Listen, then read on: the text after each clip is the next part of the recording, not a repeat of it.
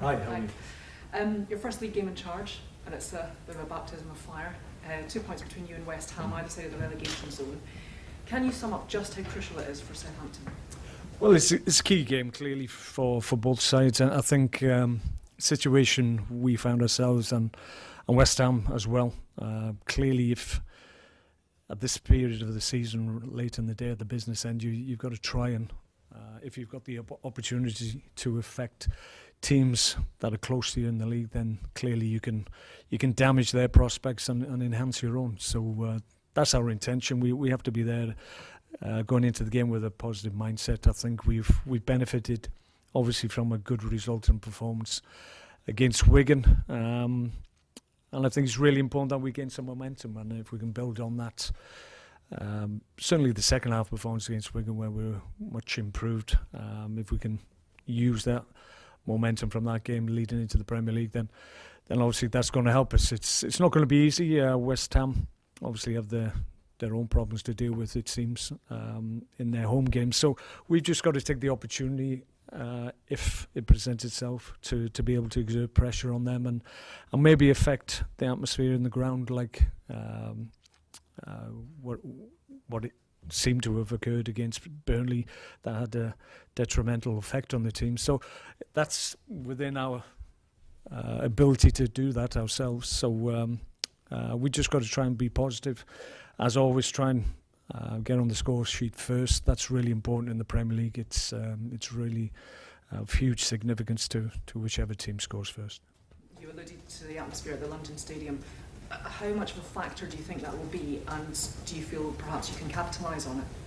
Well, maybe. I think so. I think it's important that we've got to try and affect the confidence of their group. Clearly, there seems to be a little bit of an anxiety surrounding the club at the moment, and that can be a negative, and it seems to have possibly affected them, certainly in the last game, going by what some of their players have talked about after the event. So we just have to play to our potential. I've been really pleased with what I've seen with the group since I've been here. Technically, they're very, very, very adept. So that's encouraging from my point of view. But clearly, I think confidence was certainly an issue for us, and we've got to try and grow in confidence to make sure that we can perform. 8 games to go. There is a difficult run-in actually for both clubs, if you look at the fixtures. Do you feel that whoever wins on Saturday will stay up? I'm not sure it's at that point, because there's a lot of points to be played for, but certainly you can help yourself, as I've already said.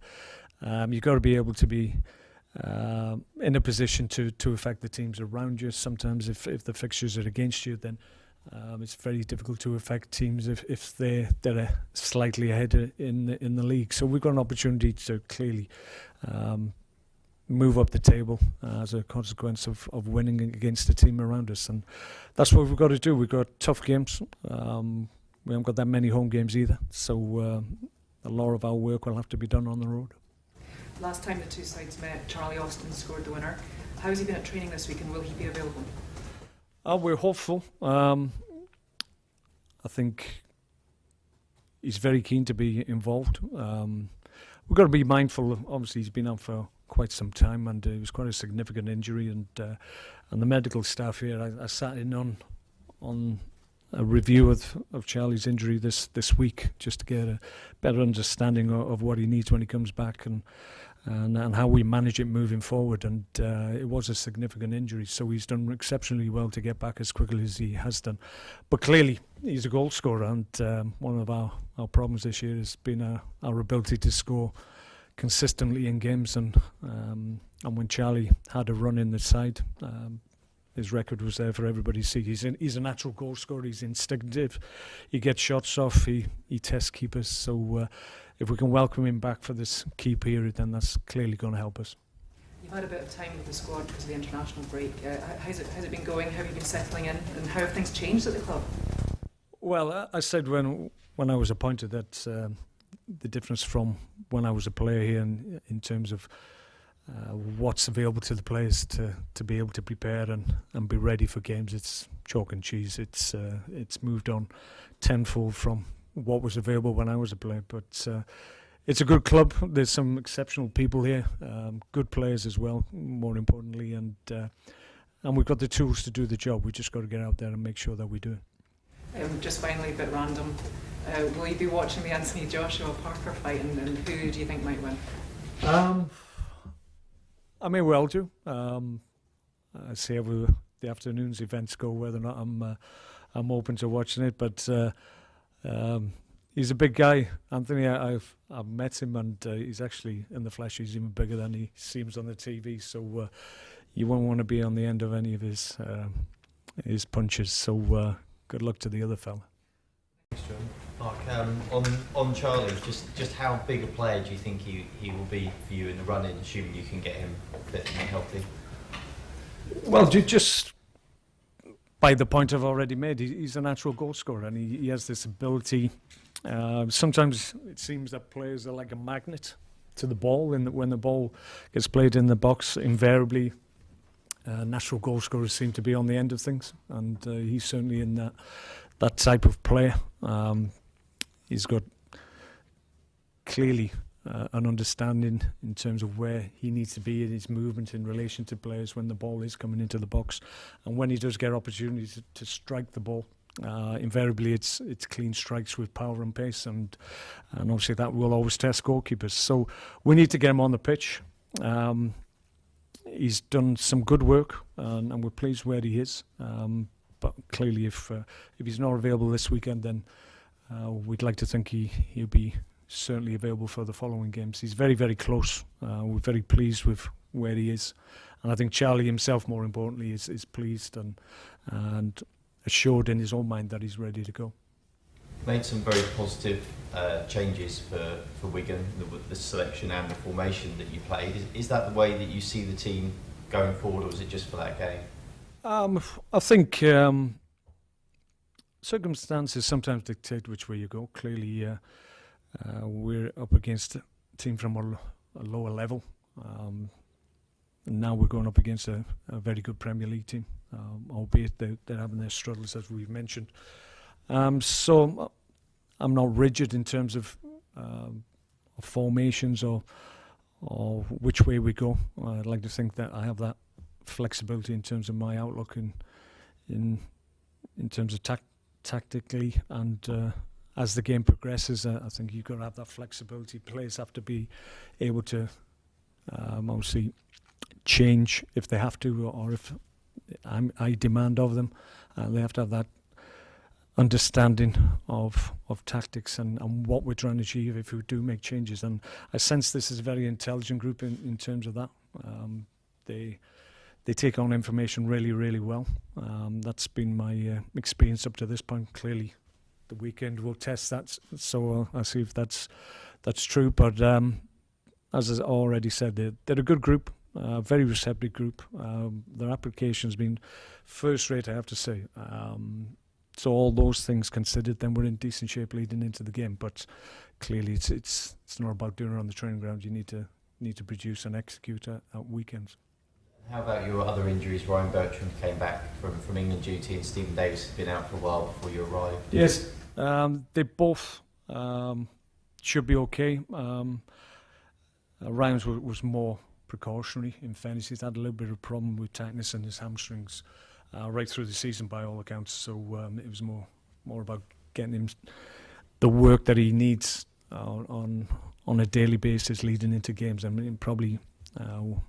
The thinking was, obviously, at the international level, he wasn't going to get the specific work that he actually needs to make sure that he's okay at the weekend. But he's been able to train in the last couple of days, so we should be okay. Was there ever a stage this season, Sparky, before you were here, where you regretted selling Arnautovic because he's been an important player for West Ham this season when he's been available? Well, I didn't want to sell him. He was arguably our most effective attacking player, and was a big influence on Stoke's ability to create chances and convert chances, and he continued to be that type of player right up to the summer before he left, and he made a decision that he wanted to go. we could have kept him, but he made it clear that he wasn't. He didn't feel it was the option that he wanted to pursue. He'd given us four good years, I have to say, and he was one of my first signings at Stoke, and we signed him for very little money. I think it was something like 2.5 million, I think, and his transfer fee, I think, was over 20. So he gave a good return in terms of performance, and obviously financially it was a good deal in the end for all parties. You've got previous with West Ham in big games. I'm thinking especially as a player at Man United, 1992, Kenny Brown. I think you were denied the title there effectively. I think you played in 95 as well. Were you still there in 95? Yes, twice. Yeah. Do you ever look at West Ham and think, I owe you from 20 years ago? A lot of water under the bridge and a lot of games, I have to say, both as a player and as a manager. But no, I don't think you look that far back. It's not relevant, if I'm honest. I think it's more about the here and now, and it's about making sure that we're prepared to the best of our ability and we're ready to go. And in a sense, that's where we are as a group. So we're looking forward to it. It's a challenge. It's a challenge for West Ham as well, clearly, given the situations surrounding them. So we just got to give it our best shot. I've made it very, very clear since I've come here that we've got a certain amount of games that we have to maximise our ability to get the maximum points from, and really it starts at the weekend. You played and managed many times at Upton Park. What was your impression of the London Stadium when you went there with Stoke last season in terms of the intimidation aspect I'm thinking of here? There is a difference, clearly. Upton Park was one of my favourite grounds, in fairness. I had trials and tribulations there, as you've mentioned, but for the most part it was a real football stadium with the crowd right on top of you, and they used to make their feelings quite well known. I went there as a Man United player and a Chelsea player, so they took exception sometimes when we were in town. So yeah, it's but notwithstanding, I used to really enjoy that. I used to think that was part and parcel of being a footballer at that level. So yeah, it's a different experience, clearly. It's not a football stadium as such. It wasn't built as a football stadium, so they have had to make compromises. Just from a personal point of view, as a manager of an opposition team there, it does seem that there's a huge difference from, or a huge distance rather, from the bench to the actual pitch. So I keep looking back and trying to see where my subs are, just to remind myself who's on there, because yeah, the distances at times do seem a little bit extreme. But they made a big decision. Clearly, there was reasons that I'm not privy to, but I'm not going to add fuel to the fire. But I just used to enjoy going to the old ground. Appreciate what you said about there's still more points to play for after Saturday, but given where the proximity of West Ham and Saints in the table now, does this have the feeling of a cup final type game? I know I ask that of somebody who's played in 10 or a dozen cup finals of one sort or another. No, it is significant, clearly.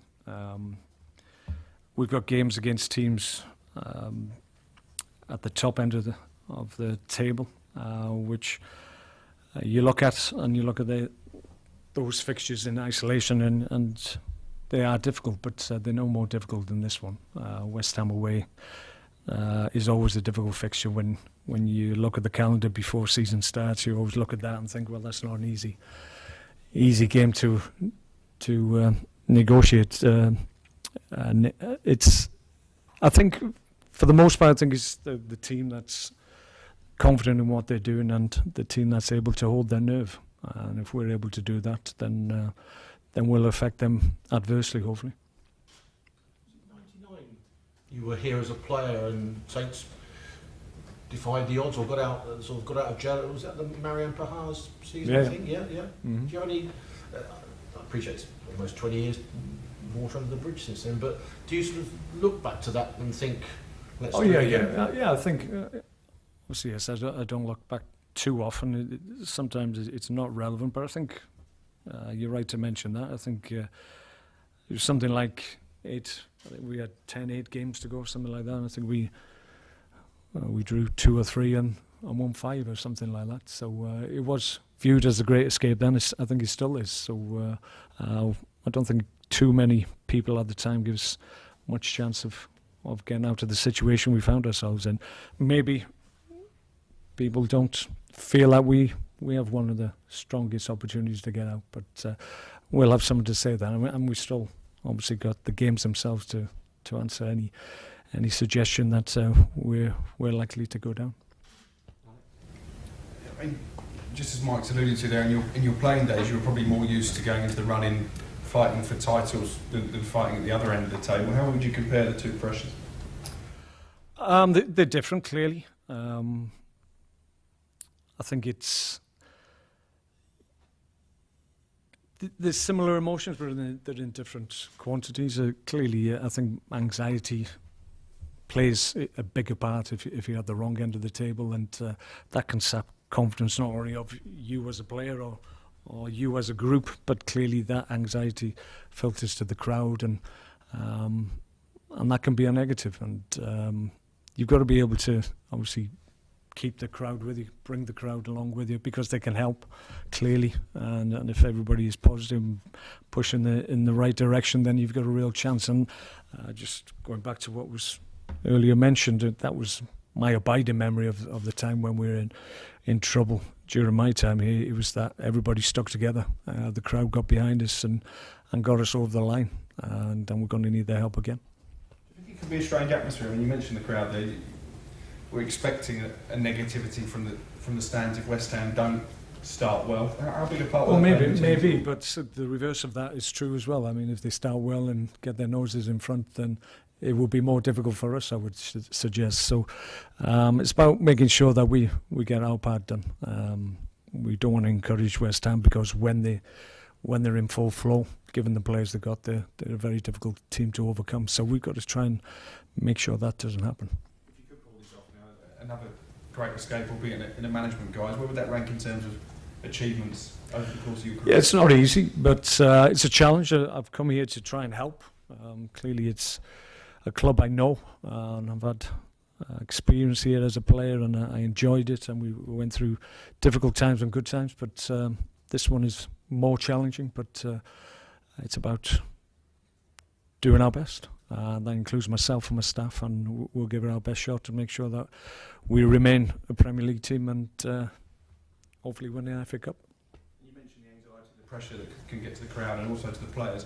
How do you alleviate that from the players? I read an article, Gary Monk at Birmingham has been taking the players go-karting and stuff. Do you try anything like that?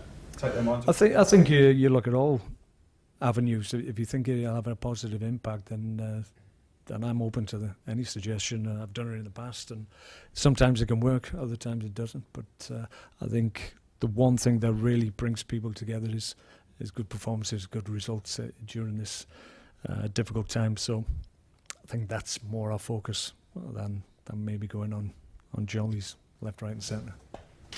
You have got previous in terms of getting out of a tight corner. I mean, I remember Cissé's goal at QPR against Stoke, which proved massively important in. Yeah, we had a difficult run in QPR, and I think we ended up having to beat during that period. I think we beat Liverpool, Arsenal, Tottenham. I think we beat in that period as well. The Stoke game was pivotal, because I think we went from being really struggling to obviously being in a position where Bolton had to win their last game away from home. Funnily enough, at Stoke. So in the end, we got away with it. But yeah, you've just got to go with confidence and give it your best shot. That's all we did at QPR. We had huge challenges. 10 games to go. We had the worst running, and we were able to do it. So I've got that experience to fall back on.